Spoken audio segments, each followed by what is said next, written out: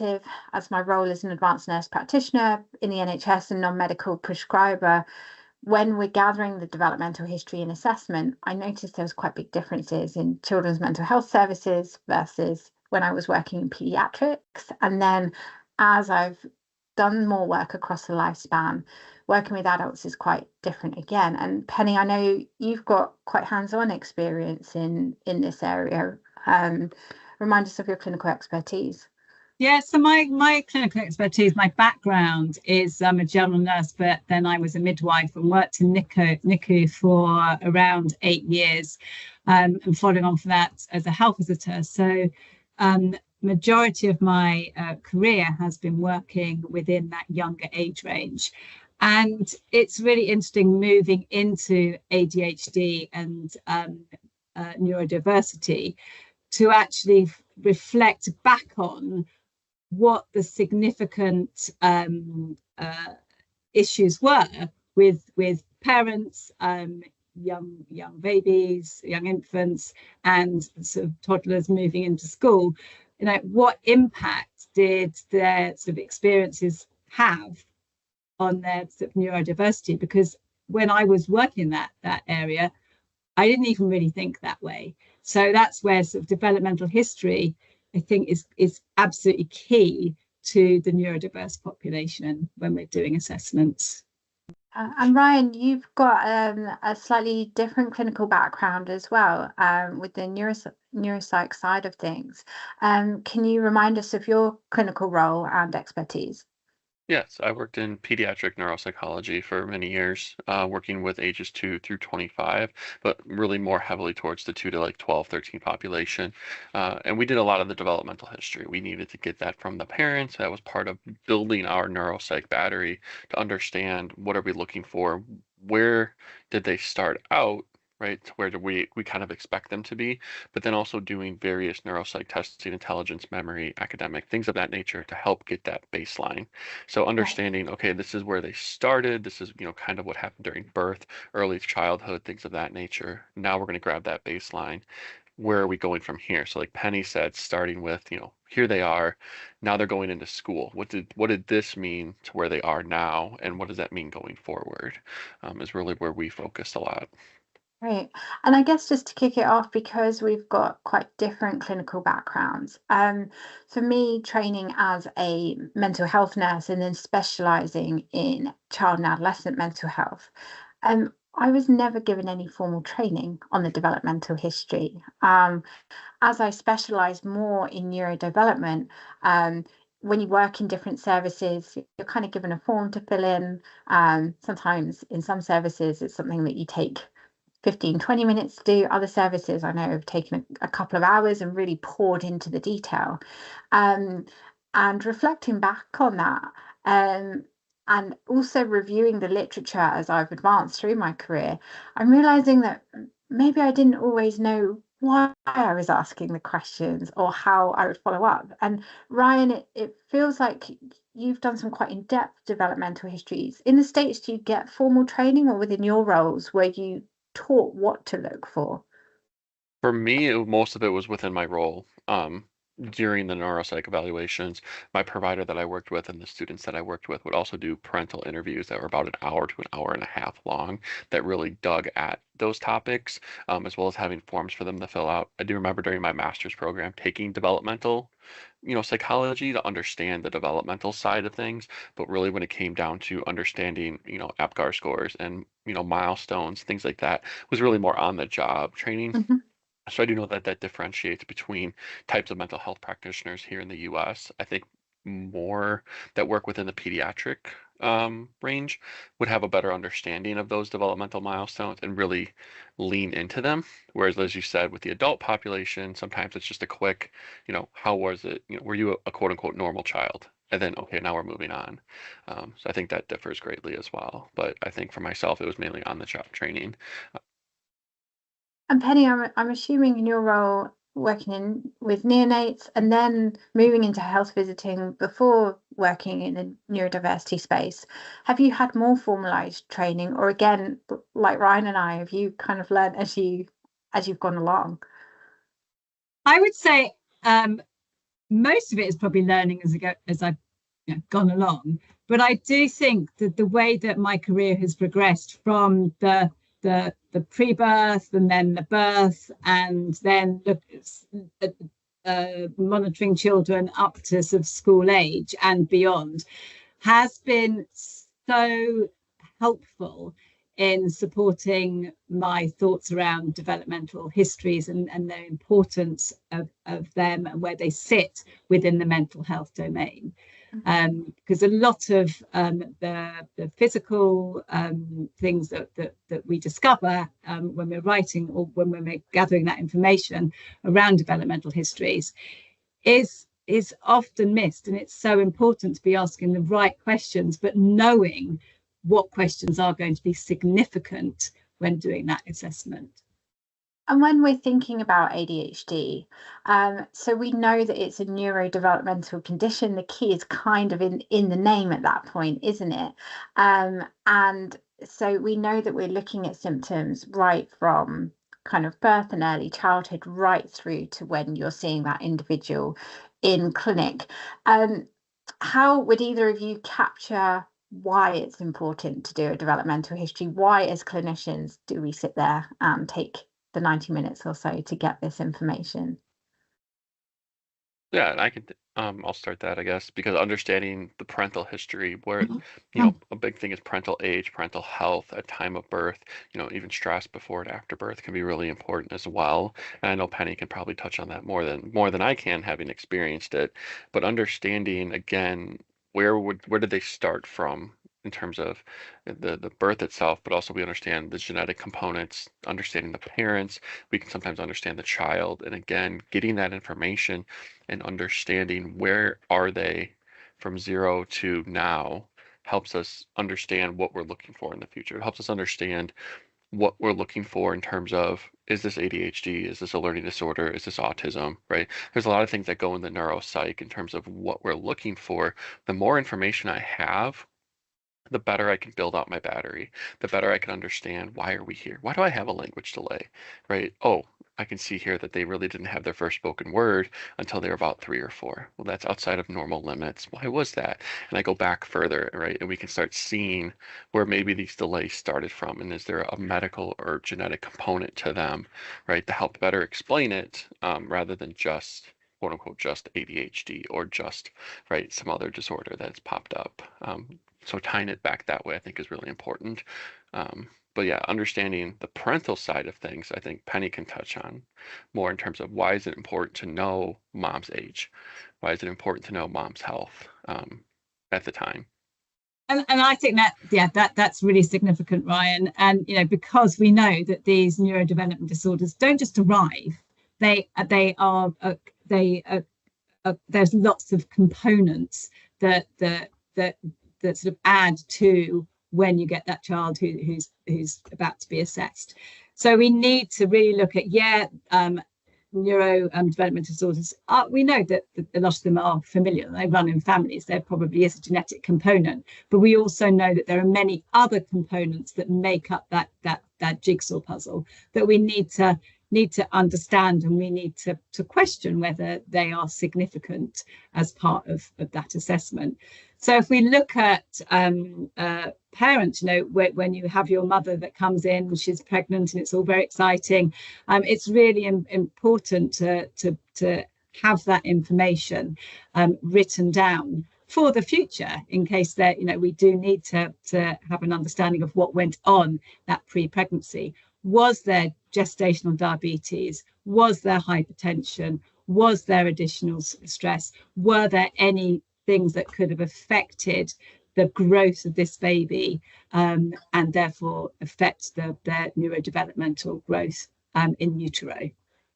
And I think it might be really helpful if we kind of walk through from mum and partner, dad, coming into clinic, and then kind of working our way through from there. And I know we've all been thinking about this in a bit more detail, and I was reflecting on my own experience where more often than not, when I am seeing a child, I usually have one parent in the room, and so I'm not gaining both perspectives. And I know that we'd had a bit of reflection on the literature that very often we're focusing on maternal health, and we don't often ask about paternal health, preconception, or too much around the family environment always when we're thinking about baby in utero as well. And so it's kind of starting at the beginning really and thinking about paternal and maternal age and lifestyle. Um, some of the research around that is really interesting, and I'd made an assumption that with advanced paternal maternal age we may see differences in risk factors. And actually what we're seeing is that whilst that has been hypothesized, and with men, when you have advanced parental age, which is going above 40, we do see more of what's called de novo mutations in genes. So we get differentiation in our gene expression. However, because the family unit may be more stabilized by that point, we are mitigating some of the environmental factors. A lot of the systematic reviews haven't found that advanced parental age for ADHD is a risk factor like it is for autistic spectrum disorder or schizophrenia. But actually what we're seeing is younger parents in their kind of teens under the age of 20 actually holds higher risk factors. And the reason for that would be possibly around lifestyle, whether or not a pregnancy was planned, but also use of alcohol and substances. And Ryan, I know that you have kind of worked a lot within clinics and have thought around kind of substances in pregnancy and worked with young people with fetal alcohol. Is there anything you'd like to add to that and those risk factors on development and neurodevelopmental outcomes? Yeah, it's really important to understand, was there any substance abuse or use in utero when the child was growing, because we know that can have a profound impact. And also depending on the time of gestation, right? We know that in early stages during that developmental stage within that first trimester, if there's heavy use there and then it trails off, we still could have already done the damage. So again, as Penny said, understanding as mom's coming in, how is she during her pregnancy? Is she using, getting those types of things so that we can better assess for things like fetal alcohol syndrome, mainly because that is one of those disorders that there's no like yes or no test for. It's really just understanding, was their usage within in utero, and then how are they developmentally afterwards. But we know, at least with fetal alcohol, that it causes a global developmental delay.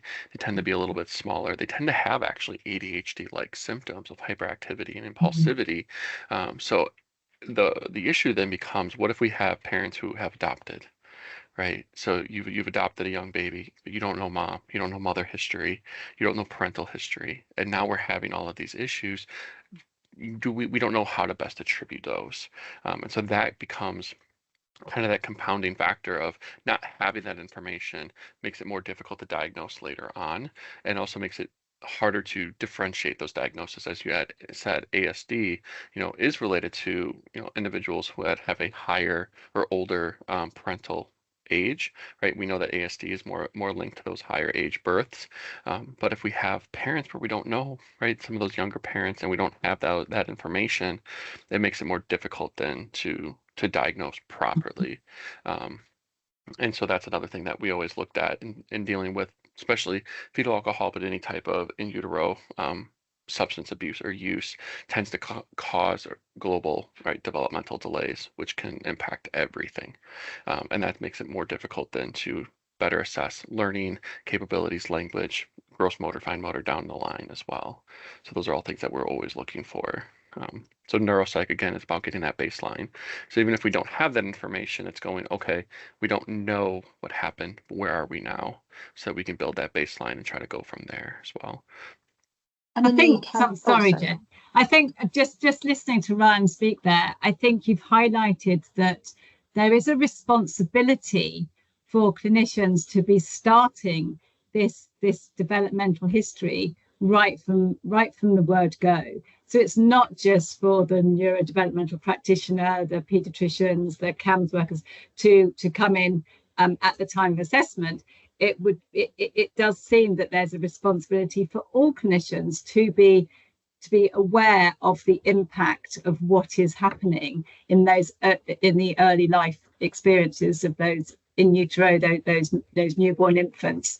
And wouldn't it be, you know, really good to be able to track that for everybody right from the start? And I'm sure that would make our assessments much more complete, and diagnosis would be potentially much quicker, because we would be aware of all the predisposing factors that have happened with that child previously. And it's interesting with a child's medical records as well. They start at the point of birth, don't they? So with social care records, we may have a kind of a name ready for baby, and you get information documented early on. But my understanding is that, at least in the UK, the maternal and paternal health is captured in the parents' health records, and that baby's health is captured from that point of birth. So we are missing data in those populations unless it can be gathered, for example, in looked after children by social care professionals. And the reason why that information during pregnancy is so important is we also want to think about environmental factors, don't we? We know that that parents who have ADHD themselves, mothers in particular, have higher stress births, so we end up with more cortisol, elevated cortisol, which could also impact fetal development. But also because ADHD itself comes with risk factors such as lower serum ferritin, lower hemoglobin levels, so you end up with anemias, but also things like hypothyroidism. Mum's health, when she has ADHD, needs to be properly cared for, because this also impacts gene expression, neural formation, dopaminergic and serotonergic pathways, which then elevates baby's risk factors to ADHD. On top of that, up to 80% heritability of genetic risk that would come from having at least one parent with ADHD. But on top of that, we also know that for individuals with ADHD, we can have high risk of traumatic environments, and being in unsafe environments, such as abusive households, having high levels of stress based on interpersonal relationships, I imagine can have significant impact on baby's well-being in utero. And Penny, I'm wondering how much of that you've seen in your career, and if you can speak to that at all. Yeah, and I would say at the time I didn't recognize the impact that would have on a child at a later date. But having sort of worked in ADHD for a few years now, it's so significant. And all the things we've already discussed about being in utero, they also predispose other things like a premature birth. So a premature birth has a 3 times higher incidence of that child developing ADHD. If you add to that some birth trauma, if you add to that a parent who may be stressed or depressed, you know, all these additional things all contribute to that clinical history of why you might have that patient in front of you at the age of 13 sort of wanting or being assessed for ADHD. So that's why it's really important to look back and be able to piece together, as Ryan said, how did we get this person in front of us at this particular time?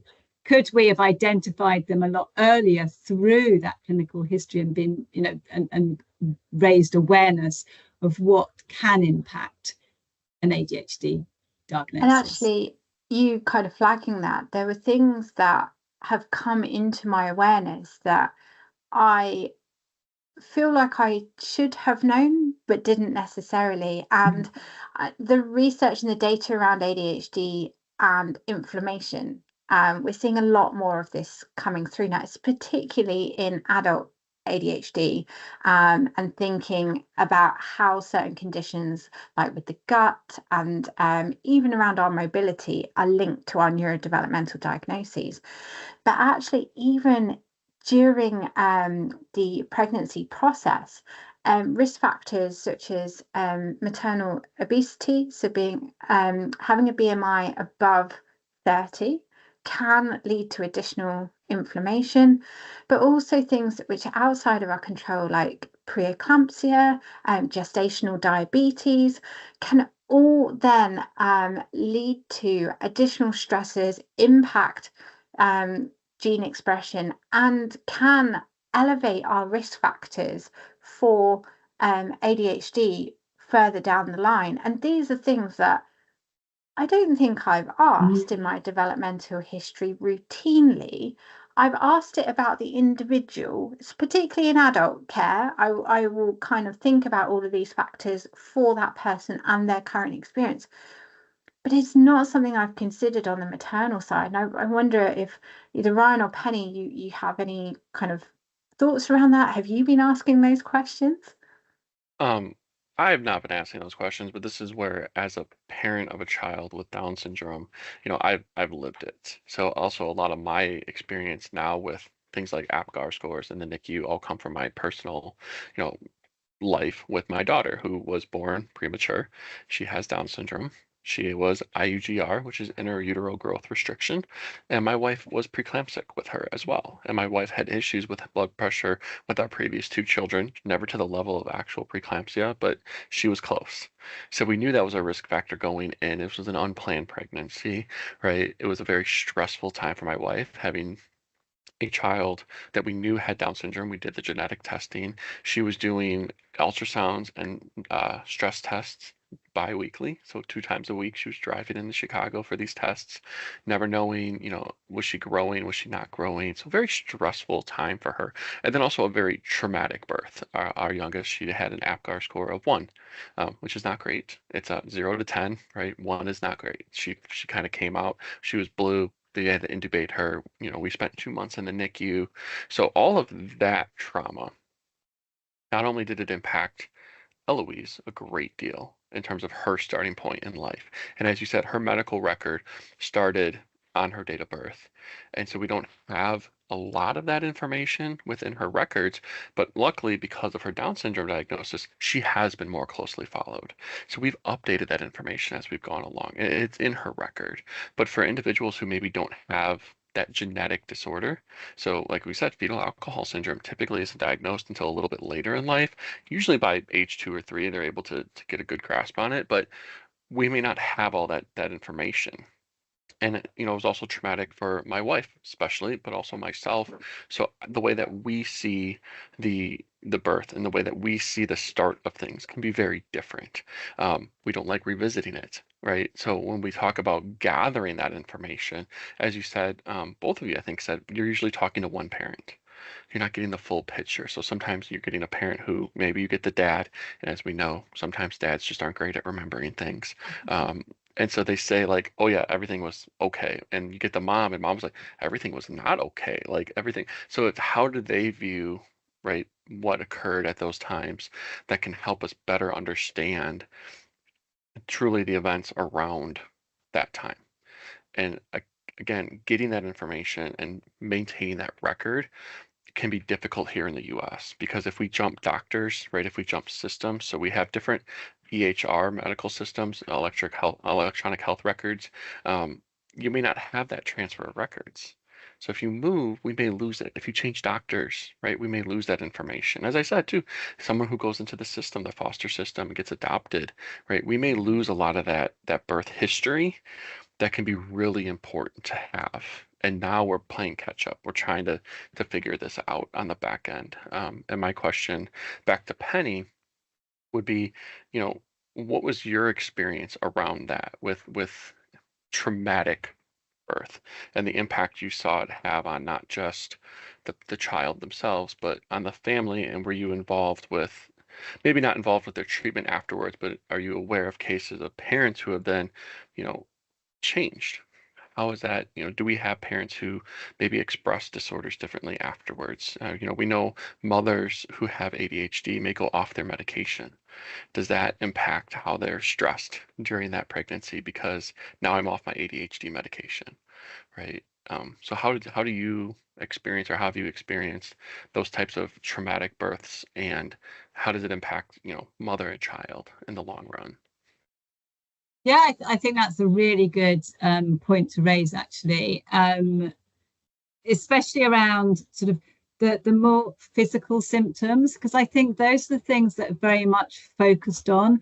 Mental health doesn't really come into the arena in young children, sort of especially under 5. It's very much the focus is on their physical health and how they're developing. And I really don't think that we in the UK look at, well, how could this be impacting their brain development? So you may get, mothers, even, dads, postnatal depression after a traumatic birth, not very much support. I've done a lot of work around feeding and the impact of how a child is or an infant is fed in those first few months and years of life. If they've been to NICU, have they had that experience of the bonding experience, the skin to skin contact? Does that affect them neurodevelopmentally? Yes, it does. Feeding, are they given breast milk? Is breastfeeding a good experience or a poor experience? How much guilt is put on that? And there is some other evidence around, breastfeeding is a supportive factor of reduces the risk or potentially reduces the risk of ADHD developing. But there's some research around, it's almost like chicken and egg. Was the reason the mother couldn't breastfeed her baby because there was already underlying ADHD symptomology where this baby was not content at the breast? And therefore, it's sort of almost impossible to then feed that baby to protect the baby from a neurodevelopmental condition. And that then produces even more guilt. So I think it's really difficult to take that developmental history. But as you can see, it's very important. If we do have that, it could really help for the future. And I'm really grateful, Ryan, for you sharing kind of your experience, and I think we'll kind of come back to that during this discussion. But you mentioned something called an APGAR score, which is something that crept into my stream of consciousness far later in my career than it probably should have done. And working in mental health, it's not something that had really come on my radar for a developmental history until I then transferred and worked in peds for a while, pediatrics. And then I started to learn more about the impact of like small gestational age, when the child was born, whether they were very preterm, kind of regular preterm, or as they neared their due date, and the impact of that, but even being overdue as well, and the impact on possible neurodevelopment. And I'd be really curious, and Penny, I'm coming back to you as more of a specialist in this area. What do you know about APGAR scores and low birth weight, and is that triggered by earlier risk factors such as smoking during pregnancy? Kind of hypoxia gets floated around, but what should I be gathering in relation to that? Yes, so the APGAR score is a standardized measure of a condition of a baby at birth, but it doesn't take into consideration prematurity, doesn't take in hypoxic, well, it will take in a hypoxic incident, but it is standardized for every baby that is born. And there's a score of 1 to 10 that I think Ryan mentioned earlier, and a score of under 7 at 1 minute. So it's measured at 1 minute and 5 minutes. And if it's still a low score, it's also measured at 10 and 20 minutes. But if a score of under 7 at 1 minute and 5 minutes is clinically significant, to future performance. So that in itself can be an indication of potential neurodevelopmental disorders in the future. And I agree with you. When I was a midwife and when I was a neonatal nurse, we would look at the APGAR scores. Obviously, they were very significant, but not under the context of potential neurodevelopmental disorders developing in the future. It was very much the here and now. How was this baby in those first of 10, 20 minutes of life, and the impact on sort of resuscitation? How are we going to treat this baby? But the long-term effects of what that APGAR score might mean to that child, I think, are really, really significant.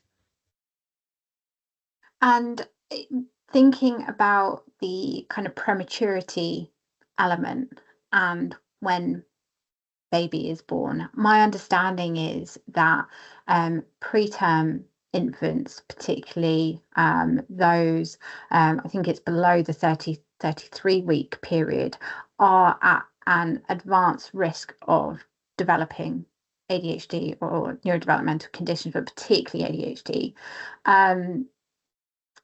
Have either of you kind of come across that as well? Have you got any kind of further thoughts around that?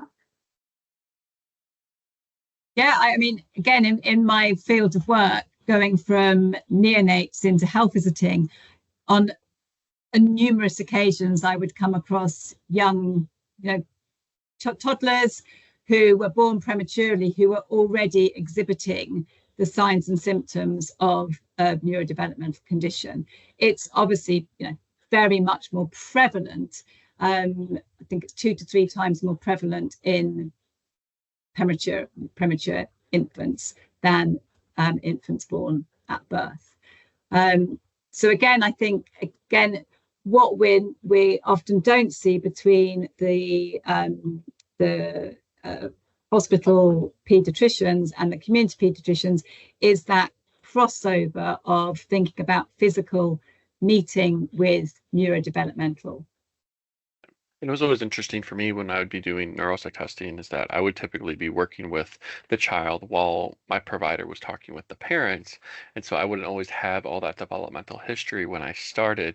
So I'm working through my various types of measures. We had the DAS, which is a differential ability scale, and I'm gathering all this information and I'm noticing they're lower, right, on all these. And then I would find out, oh, they're also premature. So it's what do we see once they're older, and like I said, we saw a lot of children ages, 5 to 10 when those symptoms start becoming problems. And as Penny said, a lot of times providers are focused on physical health, physical health, not mental health. They're not necessarily looking at hyperactivity, inattention, impulsivity, or even developmental delay. They're worried about walking. They're worried about, right, gross motor and fine motor skills. Yes, they're worried about speech, but they're not necessarily worried about developmental growth until it becomes, right, we're going to school. And now we're behind in school. And why are we behind in school? And that's when parents start getting involved, going, oh, that's right, Billy was 3 weeks premature, right? Did that have some impact, right? Or this was a traumatic birth. Like I said, our Eloise was 3 pounds when she was born, right? I didn't get to hold her until like a week later. So again, that skin to skin contact, that bonding for us was different. She's G-tube fed. That's different, right? So there's a lot of things that were different for us that could later on down the line, even though she's going to be sick soon, still could shake out in different ways because of that traumatic beginning that she had. And as much as it's not fun for us to revisit that, as I told you all before, every time we go to a new provider, it's we're regurgitating all the same information. But that's us keeping that connection. That's us continuing to relay that information, and our providers are the ones asking for it. So I think that's a big thing that we're hitting on here is that providers need to dig. They need to want that information. They need to ask for that information. And the more it becomes understood that I need to have my child's developmental history, I should know these answers, right? And even giving the parents homework of, can you go find it, right? Do you have their APGAR score? As Penny said, under 7 is clinically significant, right? And so just understanding that, even understanding that they were a 5 to start and up to a 7 at 5 minutes, still can be some indication that something wasn't great at 1 minute. So more information that we can gather, and the more it becomes the norm to maintain those records. Like as you both said, there's that disconnect of mom during pregnancy and baby born. There's no overlap. So it's almost like getting this mother history onto that record is what's important. And if there's a genetic disorder like we have with ours, with Eloise, we're asked for it, but not everyone has that prompt. So now we've seen them at 5, 7, 8 years old for ADHD or a learning disorder, right? And we're now trying to go back. So yeah, I think it's important to dig is really the key here, is that we need that information because it's important. And sometimes I think clinically you get kind of a little indication. You don't know what you don't know, and then suddenly you start kind of broadening this. And I'm going to be completely transparent. I've even got like a cheat sheet up, but I hadn't realized that preterm was a group term. And I am just going to turn my head, but just to remind myself, but extremely preterm is when a child is born before 28 weeks, very preterm 28 to 32 weeks, moderately preterm 32 to 34 weeks, and then late preterm 34 to 36 weeks. I hadn't realized that there were 4 categories. And so when I've been asking in my clinical interviews and developmental histories, were they preterm? Yes, tick. And then not thinking about actually the risk exponentially, it increases based on the number of weeks preterm and which category they fell in. But also birth weight is really key as well. And that's where this kind of small for gestational age comes in. But we're needing to ask those questions to kind of get an idea of where this child started in life and where kind of what they were, kind of what their baseline was, and then comparing that to what's presented in the room as well. Before we kind of move through into the kind of key developmental milestones, we've mentioned breastfeeding a little bit. Penny, is there anything around weaning which you would ask in a developmental history based on sensory profiles, that sort of thing? Yeah, absolutely. And I think this is, again, just talk about that jigsaw puzzle. I think this is all those bits and pieces that are often thought of not together, but as, oh, this is an eating issue, this is a speech issue, this is a walking, gross motor skills issue. But often when we get to that child that is coming into your clinic at the ages of 8, 9, failing at school, like you said, Ryan, all these questions are asked and all those boxes are ticked. So right from the start, I think we need to be, not necessarily us, but clinicians need to be asking the questions, because often these children are referred into very many different clinic for different assessments if they are found to be delayed in certain other areas. But by the end, but at the end of the day, it all comes back into one area. So being really aware of what's going on for that child. So going back to weaning, is this child difficult to wean? Was this child difficult to breastfeed?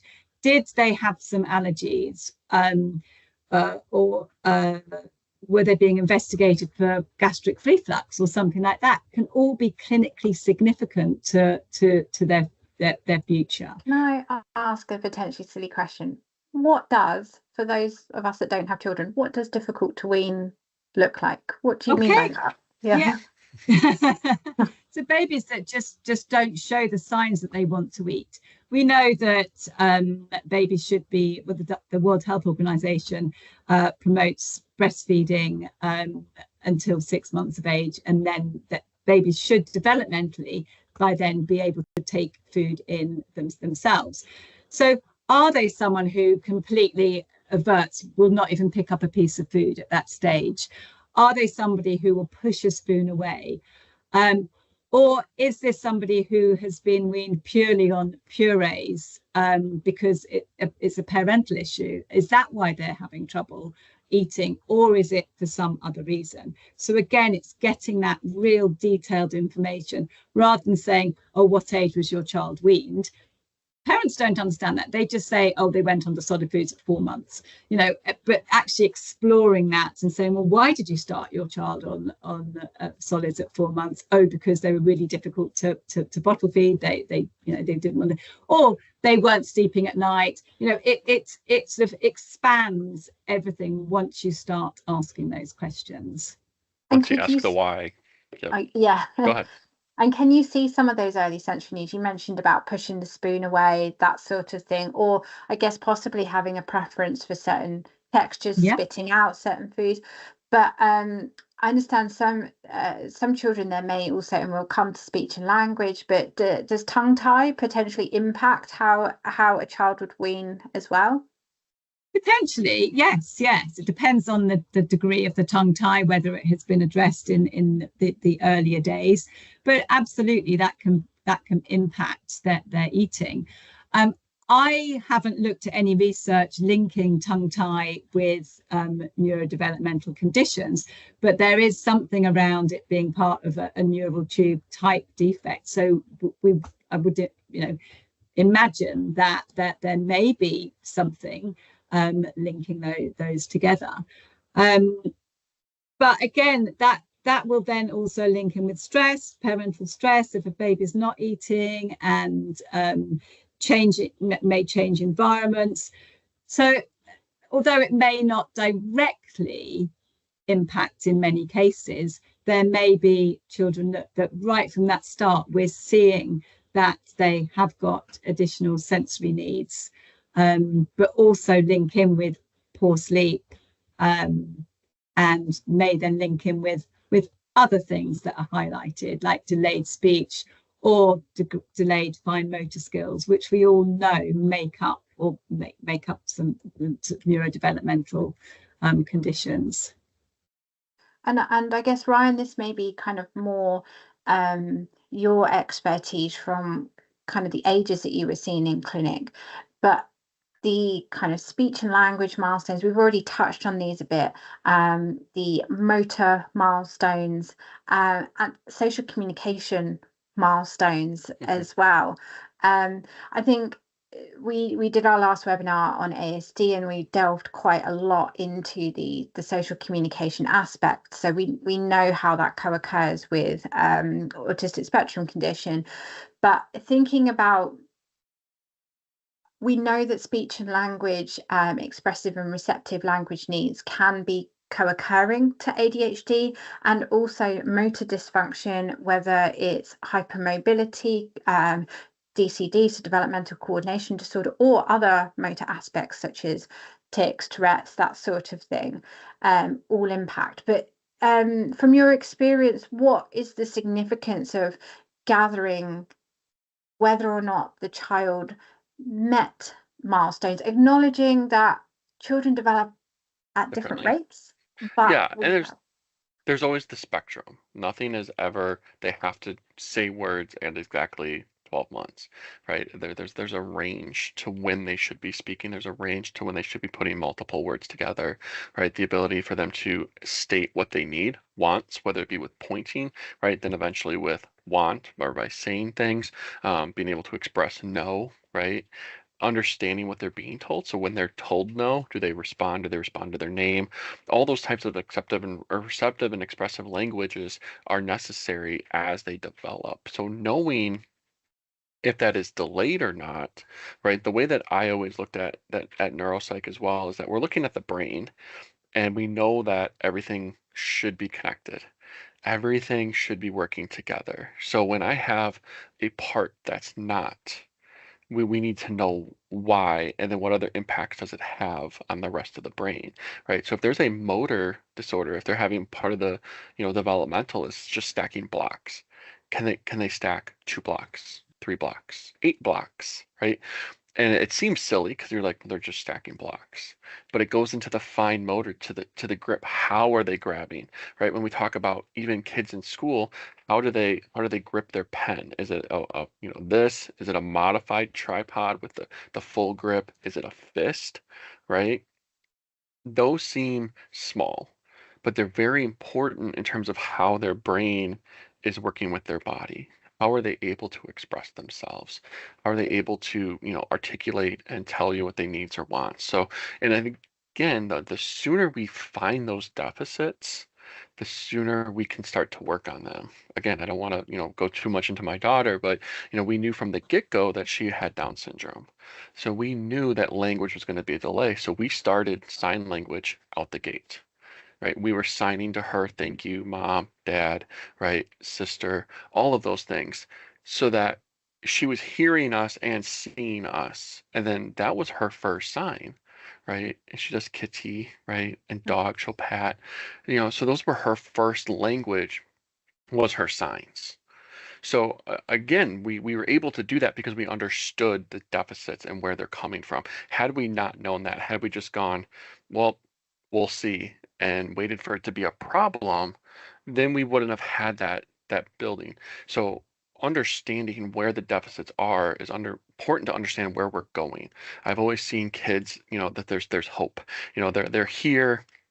They could get worse, or we can get them to get better. And if we can identify the problems here, and the better we understand their epistemology, where they came from, right? How did we get to this point? Helps me make better recommendations. It helps me help them in school. It helps me better understand that yes, this is an expressive disorder. Everything's working in here. Receptive language is great. They're able to write, but for some reason the connect between here and mouth just doesn't work well. It's an expressive disorder. So let's work on that. Let's build the strengths to their weaknesses so that we can help them grow. Um, and understanding again, as Penny said, with weaning, it seems small, but weaning goes into mouth. It goes into mouth strength. It goes into tongue tie, right? It goes into how well does their tongue work? How strong is their tongue? How strong is their mouth? The mouth is a muscle. Right? People like us who talk every day for a living, right? We got good strong lips and mouths and tongues. We're able to articulate and work well. So individuals who maybe have not strong enough muscles to be able to properly breastfeed or to properly take in a bottle, right? That can be indications of other issues, other disorders that could be affecting their motor, that could be affecting their muscle tone and things like that. So it's like you said, I think it's not just asking, when did you walk? When did you talk? When did you wean? Okay, why? You were within normal performance. Can you tell me more about that? Can you tell me when exactly? It doesn't have to be exact, but when about? Was it easy? Was it hard? Right? I can tell you both my daughters, older daughters, were terribly hard to potty train. Not looking forward to doing it a third time. But their potty training issues go into other issues, right? So parents know that. We know what was hard and what was easy, right? So gathering the why was it easy or the why was it hard is just as important as capturing the win. Um, and I guess kind of maybe lead us into the next part that we want to talk about as well, is as we get older, how do we gather this information? I've already talked about like children who are adopted who may not have that background, but how do we how have you all, because I believe both of you have worked more with adults than I have, especially Jess, you working across the lifespan. How have you noticed gathering this information being difficult or, almost impossible sometimes? I personally don't know a lot about my birth. I don't know a lot about my mom's health, right, prior to my existence. Um, I know she was young and stuff like that, but I couldn't tell you my own APGAR score. I couldn't tell you my own developmental history other than I know it was within normal performance. Now, I'm trying to change that for my daughters so that they know their developmental milestones. So when they leave the house, they can express that information. But that's, I feel like, a new thing. So how have you all worked with parents or adults even who don't have this information? How do you find it? How do you dig for it? And I think what you've kind of summarized there is really really important how you linked all of that together with, especially with the speech and language side of things, because even with ADHD, we know that that can express itself, even though speech and language delay is more commonly associated with autism. With ADHD, we quite often see like a stutter, especially linked to the inattention, where people are speaking at a higher rate and a higher pace, and with motor needs as well, highly correlated to ADHD, where we're seeing fine and gross motor dysfunction. And so when we don't have that in kids, when we don't have that from parents, and trying to think about that in adults, you're almost trying to do a bit of detective work, I find. And like, for example, with the motor needs, or even though you might not have your milestones, do you know if you could ride a bike? How were you with tying your shoelaces? What was your handwriting like? Did you do any kind of extra schooling, any extra support? Did you ever see anyone or have stutter around, or have any interventions, or remember any differences with your communication style? I typically find that when I'm doing a developmental history form, it's usually kind of part of an initial screening when I've worked with adults, and I literally get one word answers. Don't know. Have checked with mum. She can't remember. And I find that I'm doing a lot of kind of thinking about how is that individual now, and trying to think of risk factors that I know about, and how that can link into family histories as well. So thinking about, do you have any thyroid dysfunction? Does anyone else in your family? Because we've already spoken about the risk of that. Do you have any history of anemia? Does anyone else in the family, particularly your mum? Even things which we know are linked to ADHD, and how then we would treat things like Raynaud's phenomenon, which not everyone links, but it's impacted by methylphenidate. It's exacerbated, so we need to know about that. Has there been any neurological impairment? Have you needed any surgeries or anything like that? And what's relevant with adults, as is also relevant in children, was there any period of time where those skills regressed, where we learned something and then we lost them due to an illness or traumatic events? And we're thinking about that throughout the adult lifespan. What we tend to see in adults is we see the mental health needs creeping in. We've talked on previous webinars around burnout, anxiety, depression, and so we're looking more at current risk factors. But essentially, we're going in fairly blind, and we're having to ask things. Did you finish school? Were you excluded from school? What was the highest level of academia you felt able to do? And even with individuals who may be gifted and talented or highly intelligent, they're like, yeah, no, I did my PhD. How was it? Oh, yeah, burnt out, switched topics, like had a breakdown. And so although we're struggling with those early years, and for some people they can bring in school reports and we can kind of piece things up as much as we can, the reality is that in adult ADHD care, and I've mainly specialised in paediatrics and CAMS, so I'd be interested for anyone working in the adult space if they have any kind of ways around this. I think often we're doing our best with what information we have, and then utilising our subjective measures, quality of clinical history, and what we're seeing in that person now, and saying, has it always been like that? If you've always been that clumsy, like you identify yourself as trouble organizing your thoughts, has it always been that way? And we're trying to piece together the puzzle pieces and get as many of the risk factors as we can. Penny, I don't know if you've had any kind of experiences around that, or how you top that up. Yeah, I think it's a difficult one because, again, when I was working as a midwife and for quite a long time, I was working as a health visitor, ADHD was not on everyone's radar like it is now. So I think what we need to do now is take this opportunity of making these changes. We can do as much as we can with the adult population and gather as much developmental history. But what I would love to see is everybody thinking about neurodevelopmental developmental disorders in pregnancy, in utero, in neonate, and what could be these causative factors. So, almost starting from ground zero and now just moving forward, because I think it's such an important part of making that diagnostic decision early, rather than these children being passed from pillar to post with all these other things going on. It'd be really great if we could have this really robust developmental history right from the beginning, and be in the records of the children, and the questions being asked right from the start. Yeah, I would completely agree. And Ryan, I'd quite like to end this discussion hearing from you, if that's okay, in that you've talked about your own experience as a parent, having to relay very challenging aspects of a developmental history for your daughter, Eloise, and you've gone to different providers and you've had to recount what sounds like a very traumatic story multiple times, which can, I imagine, lead to sometimes you are more prepared to divulge than others, or we've been over this a lot.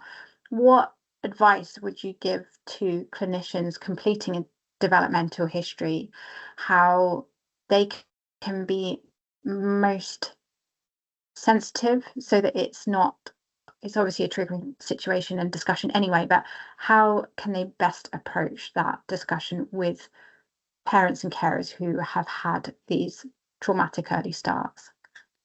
I think it comes down to the importance of minimizing the number of times it's asked for. I think that's the biggest trigger for us, is that when there's been times where we've gone back for yearly evaluations, and it's another yearly evaluation and they want everything. It's like nothing has changed. She is who she is. You already have this history. Please stop asking me developmental milestones. I've already told you she's missed them all. And that's where it gets frustrating for us, when it's the same provider that asks multiple times, because it seems like then that it's not being kept somewhere. And I think it's because they're data gathering. They want to know, right? So somebody, maybe not the provider themselves, but somebody within the hospital system is trying to gather more information. At 5-year-old, how many 5-year-olds hit their milestones, right?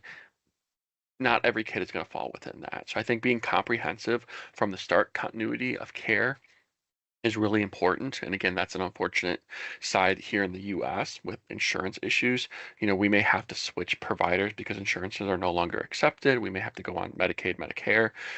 So we lose our providers. Now I go to a new provider and I have to reiterate. So I think trying to maintain continuity of care and maintain a same provider for as long as possible helps mitigate that.